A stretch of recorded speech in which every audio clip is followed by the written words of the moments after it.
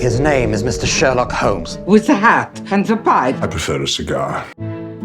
Part of the appeal of making this movie was that it was thrilling for me to be reunited with Ian again. I've long been a fan. When you work with him, there's an enthusiasm above all else that is infectious. Great, thank you.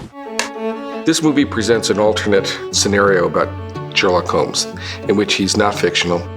Was that him? He's lived into the 1940s, and the books that were written about him were written by John Watson. We find Sherlock Holmes, aged 93 and living in retirement. I play Mrs. Monroe, who has moved with my very young son to be his housekeeper. You ever been bitten? Stung. These don't have teeth. You ever been bit? No, I have never been bit. Roger. He makes friends with Holmes, and they try to solve a case that Holmes has never solved. The photograph is her, isn't it? Is she why you're writing it? I wouldn't say I was writing it. It's more I'm trying to remember it. I told a lot of people that it was going to be Ian McKellen, and they seemed surprised that he hadn't played Holmes before. Action. I shall take the case, provided you answer one last question. What perfume does your wife wear? Is it real? Why do you want to know the wife's perfume? Cameo Rose. Always leaves a trace. The big challenge was casting Roger. So much depends on the chemistry. Milo is a wonderful actor. He seemed, unlike a lot of us, to be able to do exactly what the director wanted.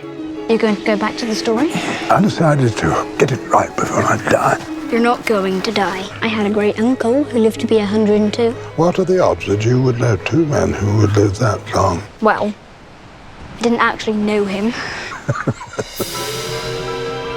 This movie takes such a heroic figure and puts him later in his life. He's reminiscent and haunted and yet still curious. There's a secret compartment containing the very glove you've been writing about. That's not possible. To his mind, the case got away from him. He wasn't able to solve it. If he can't put those things back together, then he can't move forward. His superpowers are his intellect. He was the master of science and logic and order, but at the end of his life, those things had failed to provide him with what he needed, and that's what he comes to discover. Did you finish what you had to do? One shouldn't leave this life without a sense of completion.